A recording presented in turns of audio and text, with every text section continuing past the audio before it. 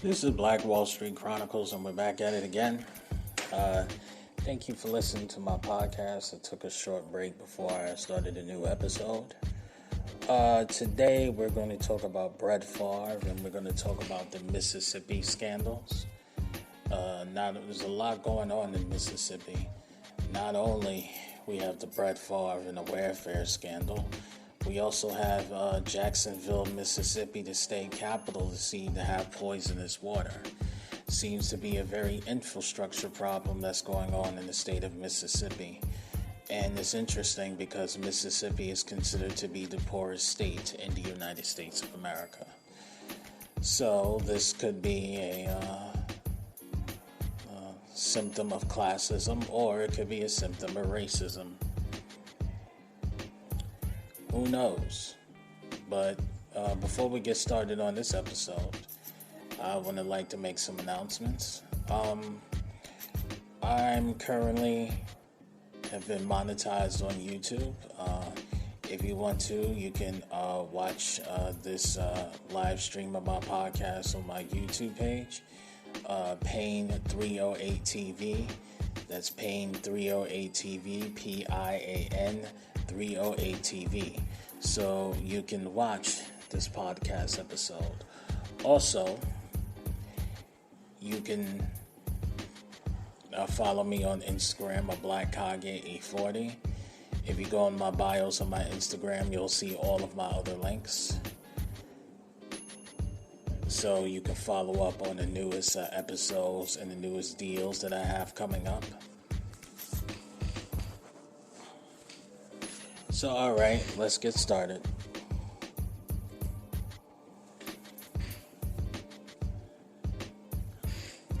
So I'm going to read this article for Rolling Stone magazine. Brett Favre Sirius XM show put on hold amid welfare fraud scandal. Daniel Krebs is the one that has put this article online. Sirius XM has put Brett Favre's satellite radio on hold following the retired quarterback's alleged role in welfare fraud scandal in his native Mississippi. The former Green Bay Packers quarterback, who featured prominently in recent Sirius XM ads along the likes of Kevin Hart and Dan Grove, was hired by the satellite radio company in 2018 to co-host the Sirius XM Blitz. This season, the show has aired weekly on Tuesday, with the most recent episode coming September 13th. Roughly the same day, text messages were revealed that implicated both Favre and former Mississippi Governor Phil Bryant in a fraud case where $77 million in welfare spending was misappropriated and embezzled by nonprofits in the Mississippi Department of Human Services. The alleged text messages reveal that Favre has pushed $5 million for the federal welfare fund to go towards construction of a viable facility at the University of Southern Mississippi, where Favre's daughter is on the volleyball team. If you were to pay me, is there any way the media can find out where it came from and how much? Favre conspicuously texted nonprofit founder Nancy New, a friend of Brian's wife. Mississippi Today uncovered. Favre was also reported questioned by the FBI about a separate $1.1 million Favre received from the welfare funds for speaking fees and him to record a few radio spots to promote the program money that he would claim he would then use to help fund the volleyball team. After staying quiet for nearly 2 weeks after Favre's alleged involvement in the scandals first broke, SiriusXM says Sunday that Favre's radio show will be put on hold amid the investigations. A spokesperson told Variety and The Athletic. Similarly, Favre's weekly Packers recaps for ESPN's Milwaukee has also been paused.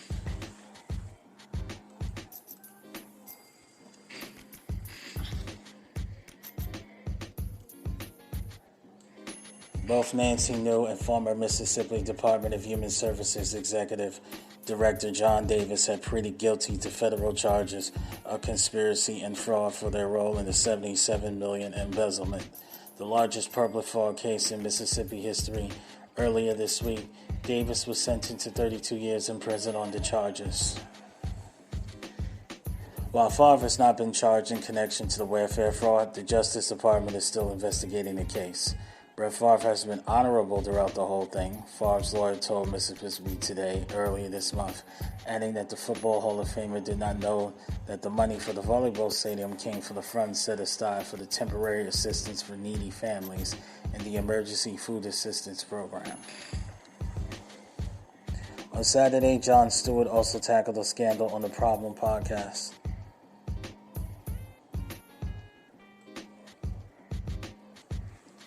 This is a tweet from comedian Jon Stewart. The Brett Favre thing is so effed up, I can't believe Cleveland hasn't tried to sign him.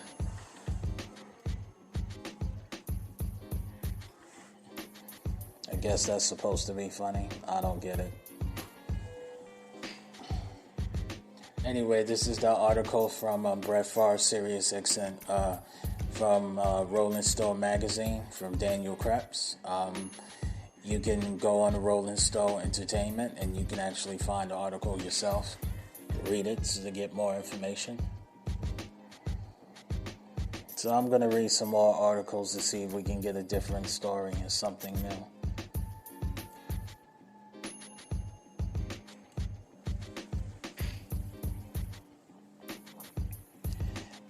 This article is from ABC News on the internet, and the person that wrote this article, let's see.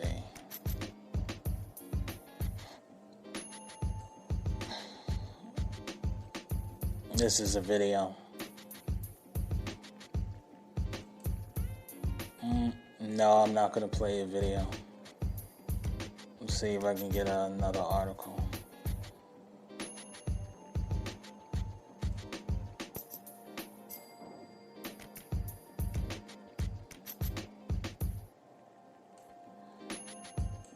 Okay, this is an article from NewYorkPost.com. Brett Favre kept pushing for Mississippi welfare funds after legally warning. Brett Favre apparently knew that the misuse of state welfare funds could be deemed illegal and proceeded to press state officials anyway in helping to pay for the new athletic facilities of the University of Southern Mississippi, according to text messages sent to him by then Governor Phil Bryant in a court filing obtained by ESPN. The NFL Hall of Famer has not been charged in the scandal and has, though his attorneys, that he was unaware of where the funds came from. These texts seem to dispute his claims in a text message on July 28, 2019. Bryant told Favre that the founder of the nonprofit has limited control of the federal funds intended for children and adults in low-income communities. Use of these funds is tightly controlled, Bryant wrote to Favre. Any improper use will result in violation of federal law. Auditors are currently reviewing the use of these funds. It didn't stop Favre from pushing for a volleyball facility in his alma mater. The 32 filing alleges Favre texted Bryant on September 4, 2019, after a meeting seeking an extra $1.8 million at the new building. We obviously need your help big time, and the time is working against us, Favre wrote. And we feel that your name is the perfect choice for this facility, and we're not taking no for an answer. You are a Southern Miss alumni, and folks need to know that you're also a supporter of the university. Bryant responded, "We're going to get there. This was a great meeting, but we have to follow the law. I'm too old for federal prison." After Bryant left office, Favre kept pushing him for help, according to the filing. On January 27, 2020, Favre texted Bryant to keep pushing. Then Southern Miss President Rodney Bennett texted Bryant he told Favre not to do the things he's doing to seek funding from state agencies and the legislature. As you know, the Mississippi higher education system has a process of how we request and get approval for projects, and that's what he's doing is outside those guidelines, Bennett wrote.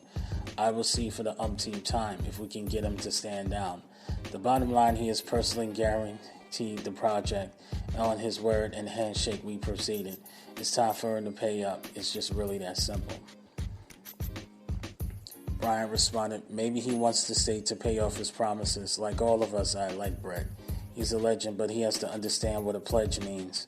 I've tried many times to explain it to him, as $77 million of welfare funds was either misspent or stolen in a case of public fraud in Mississippi, and Favre is one of the defendants in the civil lawsuit.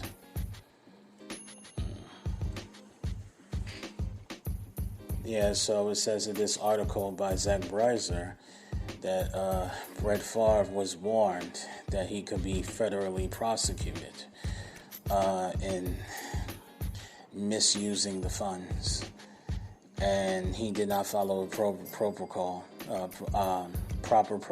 and to build the volleyball facility.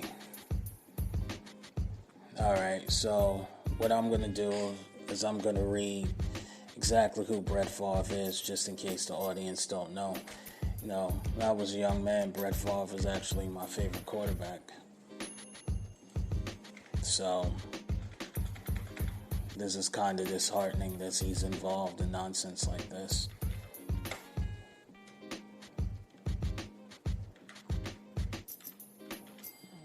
Okay.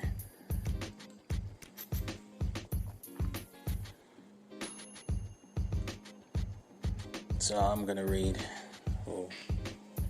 his full name and who he is.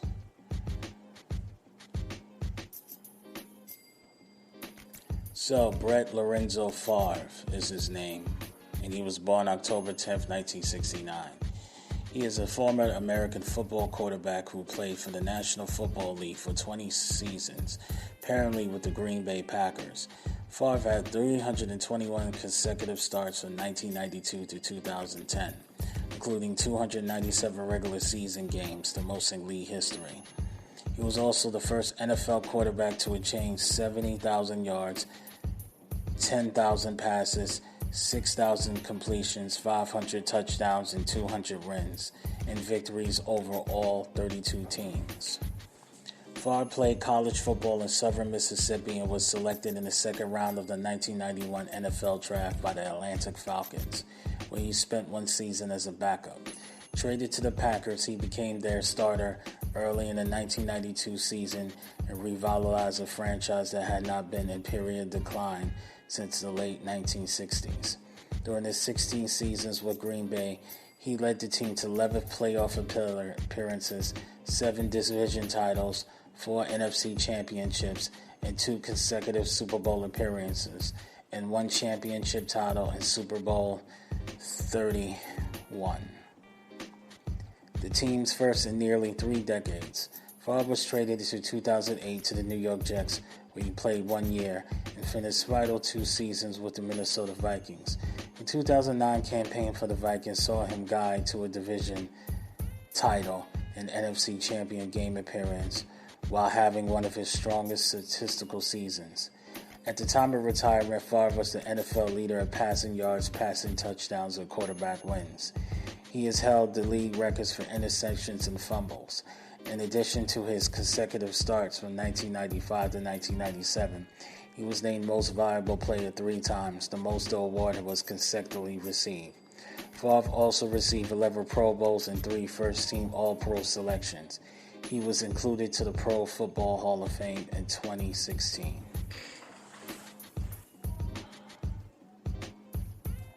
Yeah, so this guy has had a crazy career, man.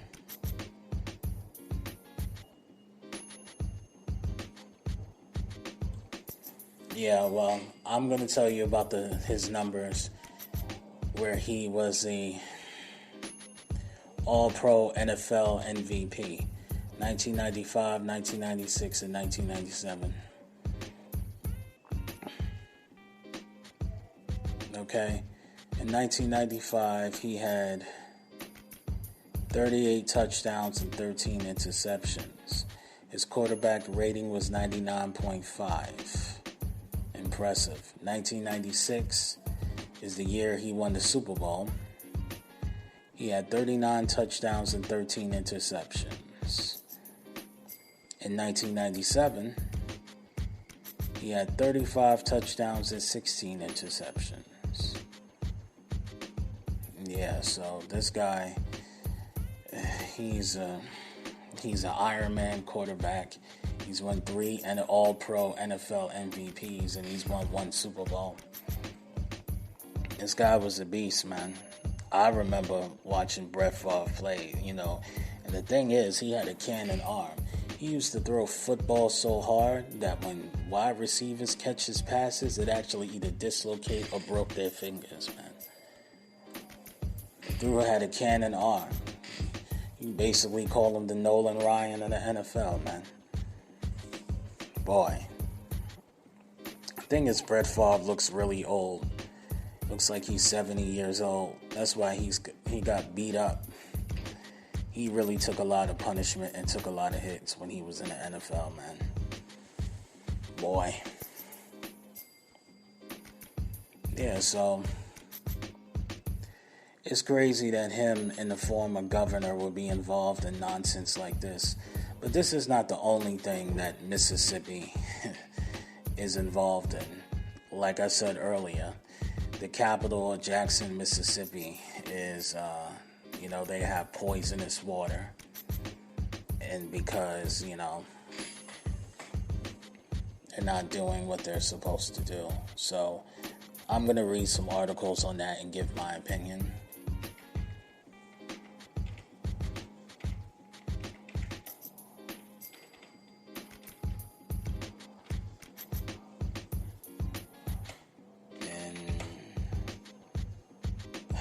Poison water in Mississippi. Jackson. Why isn't it coming up? They trying to Jacksonville, Mississippi.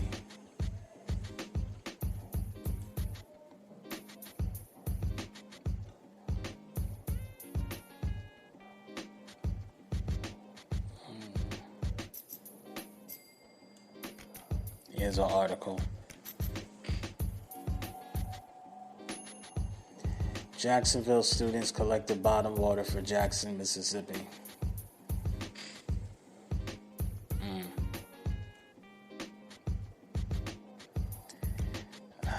Let's see. This is News for Jacks. This is their website. Channel 4 News on Jacksonville. It says here, pregnant woman, young children being warned not to drink lead-contaminated water. My God. Local students will collect bottles of water to send to people in Jackson, Mississippi who are dealing with the aftermath of another clean water crisis. The water drive is happening at James Weldon Johnson Park on Sunday afternoon from noon to 4 p.m. There are 2 specific groups that need this water. Bottles of water will go to pregnant women and children under 6-year-old because the tap water in Jackson could contain lead that is not safe for those groups. Valencia Gibson with I'm a Star Teens Foundation, a student-led leadership program, and dozens of other students in Duval County, as well as Jack's Parks, are collecting clean water for Jackson, Mississippi.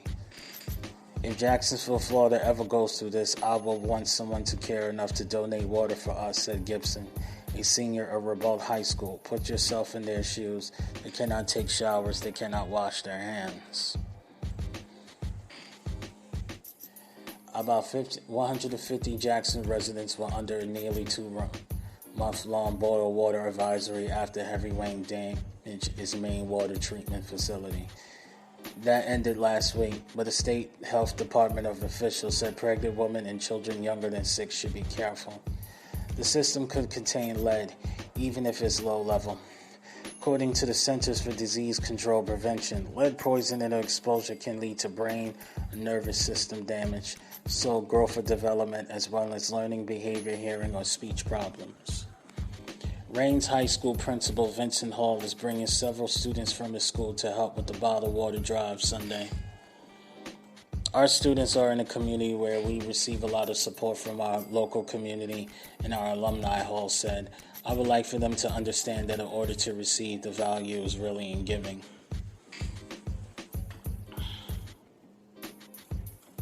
Roughly 300 and 158 pre-K and kindergarten students in Jackson's school system need the water that is going to be collected. Gibson say any help is help. We want to make certain that we give them an opportunity to be able to grow and learn pre-garden or kindergarten years so they be able to grow academically and become who they want to become in this society, Hall said. They are struggling with their physical health, Gibson said. They have to worry about COVID-19 and now they have to worry about water that they cannot have. This is not fair. Following the water drive on Sunday afternoon, volunteers are planning to drive everything collected to Jackson, Mississippi later that night for distribution.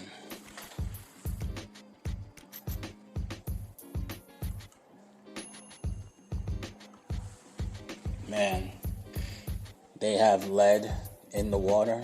That's crazy.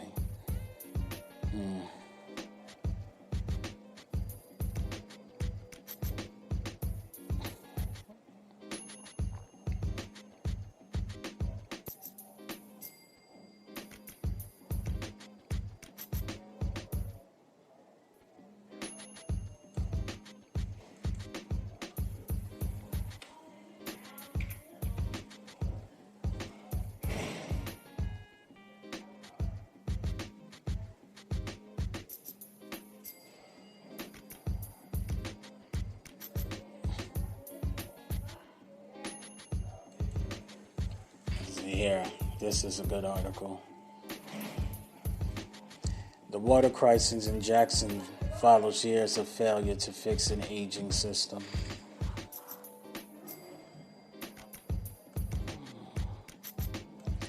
The city of Jackson was already struggling with a deteriorating water system long before the rains cut off access to safe drinking water for the more than 150,000 people in Mississippi's capital.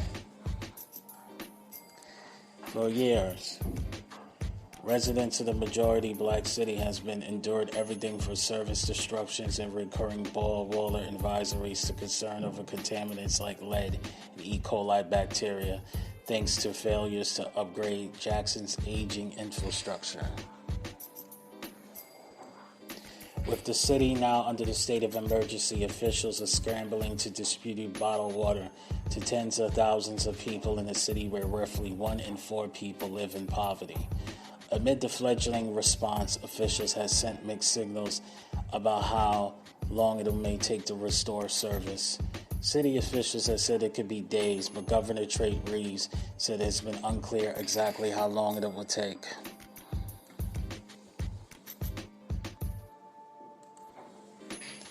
The current crisis began last week when days of torrential rain caused the Pearl River, which runs through Jackson, to swell and then crest around 35 feet high, according to the National Weather Service. In an emergency order issued Monday, Jackson Mayor Chloe Antar Lumumba said that the flooding created problems with treating water at the city's primary water treatment facility, the O.B. Curtis Water Plant. Yet even before last week's rains, concerns over Jackson's water system were well documented, and the city was already under a state-issued boil water notice in the month leading to the flooding. It's near certainty that Jackson will begin to produce running water sometime in the next several weeks or months if something didn't materially improve, Reeves told reporters this week. Until it is fixed, it means we do not have relatable running water at scale, Reeves said. It means the city cannot produce enough water to fight fires and relatably flush toilets and meet other critical needs. Across Jackson, the situation is an unwelcome replay of winter of 2021, when bruising storms blanketed the state and ice nearly decimated the city's water system. Pipes and water mains burst through the city, leaving tens of thousands without water, some for as long as 3 weeks. The crisis came at a moment when the city was continuing to confront widespread worries about the safety of its drinking water, and the 2020 Environmental Protection Agency issued an emergency order warning that the water system in Jackson posed an imminent and substantial endangerment to residents that could contain dangerous contaminants such as E. coli. 4 years earlier, the state officials alerted the city elevated levels of lead in its drinking water. The root of the challenges in Jackson are decades of underinvestment in a sprawling water system made up of roughly 1,500 miles of water mains, which are some over 100 years old. In 2013, the city sought to overhaul the system through a $90 million contract with Siemens to upgrade sewer lines, water treatment plants, and to install a new water sewer billing system for residents. But the deal will add new issues for the city, including the installation of faulty water meters that measured water use in gallons instead of cubic feet. In the years following the installation, some residents received exorbitant bills for months of water use at the time, while the others weren't billed at all. At one point, city officials advised residents to simply pay what they thought they owed, but unpaid bills will eventually strain Jackson's ability to address the system. The city ultimately sued Siemens and several local subcontractors for $450 million in damages, reaching an $89.8 million settlement in 2020.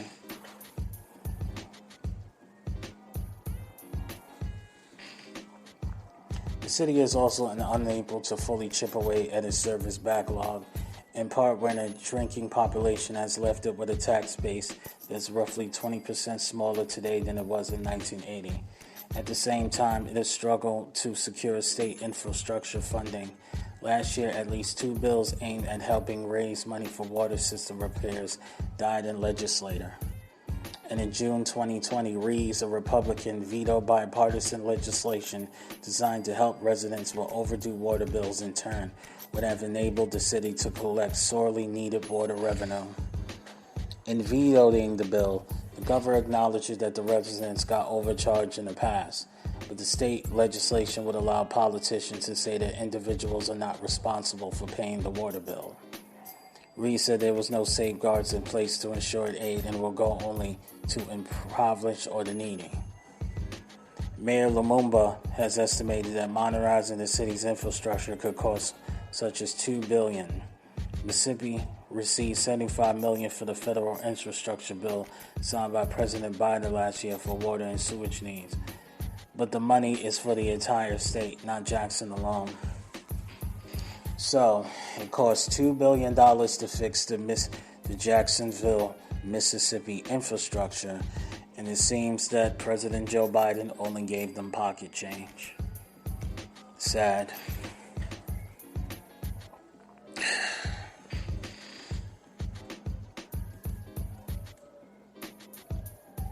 I don't know, man. I can't call it.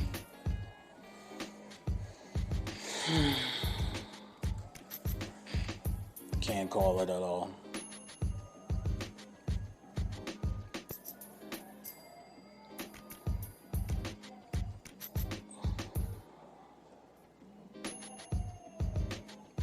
I don't know what to do. If you listen to this podcast and pull out the word, maybe we can figure out a way to donate water to Jackson, Mississippi to help them out. But this infrastructure problem, $2 billion, I don't know, man. Here's the thing, and I'm going to use an example of what happened throughout history. So, there was a man by the name of Hernando Cortez, right? He was one of the conquistadors that came from Spain. The reason why I'm talking about Hernando Conquistador, because he is the one that took down the great King Montezuma and the great Aztec Empire. Now, when Hernando Cortez took them over, he found out something about the Aztecs. He found out that they had an advanced plumbing system. That's right, people give, Aztecs a hard time for allegedly being savages, but they was advanced when it came to separating their wastewater from their drinking water, okay? And in Europe, they couldn't separate their wastewater from their drinking water, and because of that, Europeans was dying from diseases like cholera and E. coli bacteria and all these other diseases, all because separating your wastewater, your bathing water, and your drinking water is very important. scientists say by having an advanced plumbing system that actually advances the human race 50 years. If you want to kill a whole bunch of human beings quickly, just mess up their water supply. And the fact that no one, and I mean no one, had any interest in fixing the infrastructure of a state capital that happens to fill up with black people, it's actually very suspect. I'm not saying that it's racist, but it's looking very bad. It's looking very racist, if you ask me. I don't know what's going on in Mississippi. I think there's a lot of government officials, a lot of celebrities over there who's taking advantage of the people. They all need to go to jail, in my opinion. This is Black Wall Street Chronicles, and I'm signing off.